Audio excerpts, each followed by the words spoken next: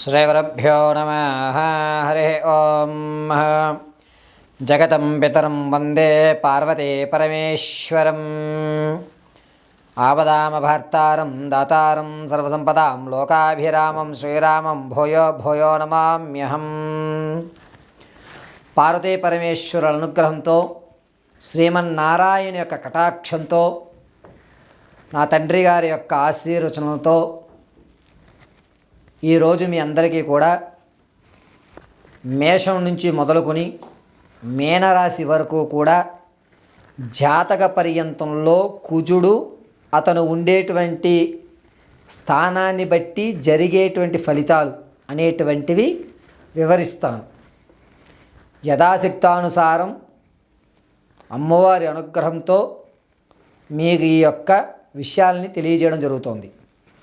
ప్రతి ఒక్కరికి కూడా ఇదే విధంగా జరగాలి అనేటువంటిది ఉండొచ్చు, ఉండకపోవచ్చు. మేషరాశిలో జనించిన వారికి కుజుడు ఏ స్థానంలో ఉంటే లాభపడతాడు, ఆరోగ్యపరంగా ఎప్పుడు ఏ స్థానంలో ఉంటే అనారోగ్యాలు అనేటువంటి తగ్గుతాయి. అదేవిధంగా ఏ స్థానంలో కుజుడు ఉండడం వల్ల ధనపరంగా ఆర్థిక పరంగా నిలదొక్కుంటాం. ఖ్యాతి ప్రఖ్యాతులు అనేటువంటివి కుజుడు ఏ స్థానంలో ఉంటే మన యొక్క గౌరవాలు పెరుగుతాయి అనేటువంటి విషయాన్ని యథాశక్తానుసారం మీ అందరికీ కూడా తెలియజేయడం జరుగుతుంది. అయితే ప్రతి ఒక్కరి యొక్క date of birth, time, place of బర్త్ను బట్టి కుజుడు తన స్థానాన్ని ఉన్నటువంటి విధానం, అందులోనూ కుజుడు ఇతర గ్రహాల్ని నీచంలో చూస్తున్నాడా, ఉచ్చస్థానంలో నుంచి చూస్తున్నాడా, మూల త్రికోణంలోంచి చూస్తున్నాడా అనేటువంటి విషయాన్ని పరిగణనలో చేసుకోవాలి. ఇది ఒక్కటే ప్రామాణికం కాదు. కేవలము జ్ఞానాన్ని తెలుసుకుని ఇలా ఉండడం వల్ల ఇది జరుగుతోంది అనేటువంటి విషయాన్ని మీకు తెలియజేయడం కొరకు కుజుడు ఏ స్థాయిలో ఉంటే, ఏ స్థితిలో ఉంటే మనకి ఏం జరుగుతాయి అనేటువంటి విషయాన్ని మీకు తెలియజేస్తాను. ముందుగా మన యొక్క జాతక చక్రంలో 12 గళ్ళు ఉంటాయి. ఈ 12 గళ్ళలో ప్రారంభం ఎక్కడా అనేటువంటి దాన్ని లగ్నము అంటారు. లగ్నము అంటే మొట్టమొదటి స్థానం. అది 1వ స్థానంగా పరిగణించుకుని కొంతమంది సవ్య దిశలో 2, 3, 4, 5, 6, 7, 9, 10, 11, 12 కింద వేస్తారు. కొంతమంది అపసవ్య దిశలో వేస్తారు. ఏ దిశలో వేసినా మనం చూసేటువంటి కోణాన్ని బట్టి కుజుడు చేసేటువంటి తన ఉన్నతంగా ఉంచాలా, ఆ వ్యక్తిని అధపాతాళంలోకి వేయాలా, లేకపోతే సమతుల్యం చేయాలా అనేటువంటి నిర్ణయాలు ఆధారపడి ఉంటాయి. ఈ ఆధారయుక్తాలు దేని మీద ఆధారపడి ఉంటాయంటే కుజుడు కేవలం లగ్నంలో ఉండడము లేదా ఇతర గ్రహాలతో కలిసి ఉండడము అనేటువంటివన్నీ కూడా పరిగణనలోకి తీసుకోవాలి. తదుపరి కర్కాటక రాశి వారికి. కర్కాటక రాశి వారికి లగ్నంలో అంటే 4వ స్థానంలోనే కనుక కుజుడు ఉన్నట్లయితే విదేశాలకు వెళ్ళేటువంటి అవకాశం మెండుగా కనబడుతుంది.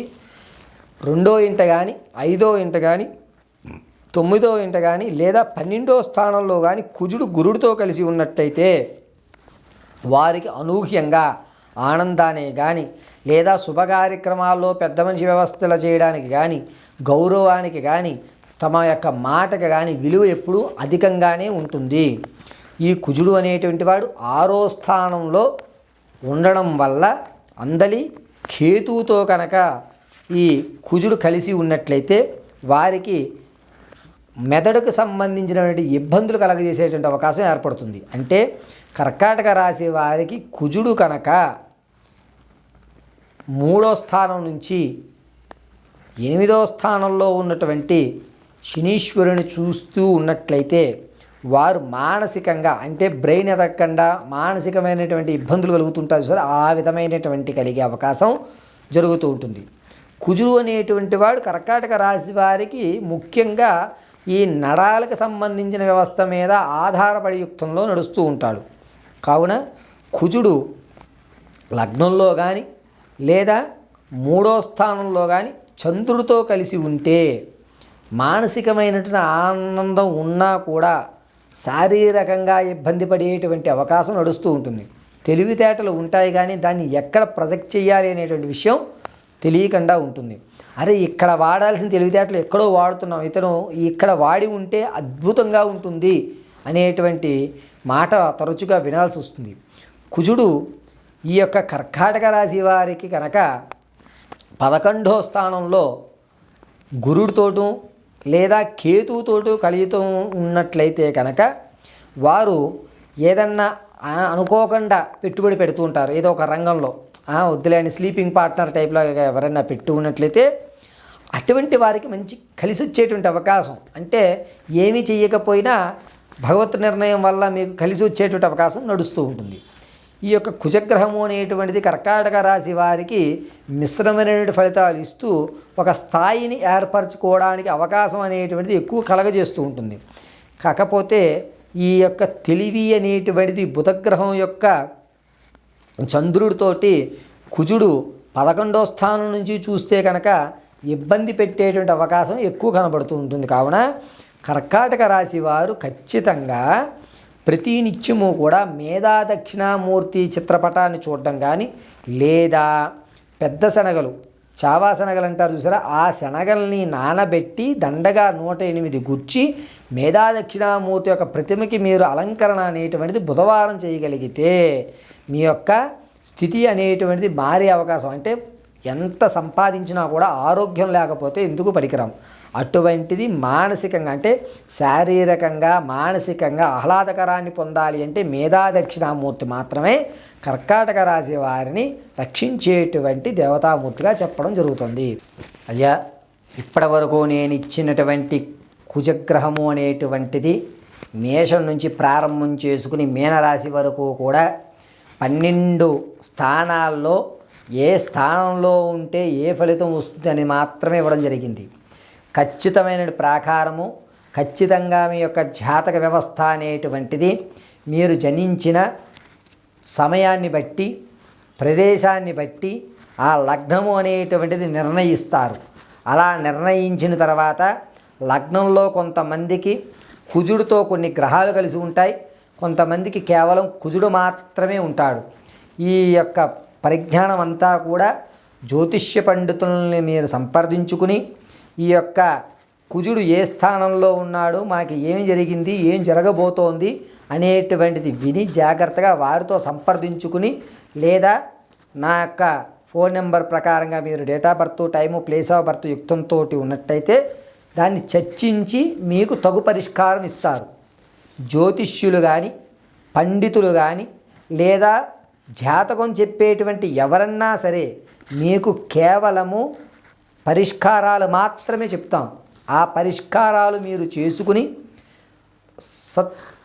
మీకు సంబంధితమైనటువంటి సమస్యల నుంచి కట్టెక్కడానికి చూపించేటువంటి ఒక టార్చ్ లైట్ వంటిది మాత్రమే ఈ జ్యోతిష్యం. ఇది ఇలాగే జరగాలి అనేటువంటి వ్యవస్థ చూసేటువంటి కోణాన్ని బట్టి కూడా ఆధారపడి ఉంటుంది. అంటే కొంతమంది ఇలా చూస్తారు, కొంతమంది పక్క చూపు నుంచి చూస్తారు, కొంతమంది చూసి చూడనట్టు చూస్తారు. అలాగా జ్యోతిష్యులు కూడా జాతక చక్రం అనేటువంటిది అంశచక్రంలో, ఆరూఢ చక్రంలో, నవాంశ చక్రంలో, దశాంశ చక్రంలో అనేటువంటి 4 చక్రాల యుక్తంతో అనుసరించి లగ్నాన్ని ప్రారంభయుక్తంలో చేస్తారు. చెప్పినటువంటి కుజుడు కేవలము లగ్నం దగ్గర నుంచి ఏ స్థాయిలో ఉంటే ఎవరికి ఏం జరుగుతుందని మాత్రం చెప్పడం జరిగింది. ఇదే విధంగా ప్రతి గ్రహము కూడా ఏ స్థానంలో ఉంటే ఏ విధమైన ఫలితాలు జరుగుతాయి అనేటువంటిది తెలియజేయడం జరుగుతుంది. దీన్ని ఎవరు తప్పుపట్టకుండా తగు సలహాలు తీసుకుని మీరు నమ్మినటువంటి పురోహితులు కానీ లేదా ఎవరన్నా మా బోటి వారికి కానీ date of birth, time, place of birth అది లేని పక్షంలో పేరును బట్టి వచ్చేటువంటి జాతకం కొంతవరకు మాత్రమే. ఇప్పుడు నేను చెప్పినటువంటి ఈ కుజ ఫలితాలన్నీ కూడా ఈ సంవత్సరం వరకే, అంటే సంక్రాంతికి రవి మారిన తర్వాత తన యొక్క ప్రభావాన్ని ఉగాది నుంచి ప్రారంభం చేస్తూ ఉంటాడు. కాబట్టి రవి సంక్రమణ నుంచి రవి సంక్రమణం వరకు జరిగేటువంటి వ్యవస్థ ప్రతి నెల కూడా మళ్ళా జాతక పర్యంతంలో మార్పులు జరుగుతూ ఉంటాయి. వీటిని గమనించగలరని మనవి.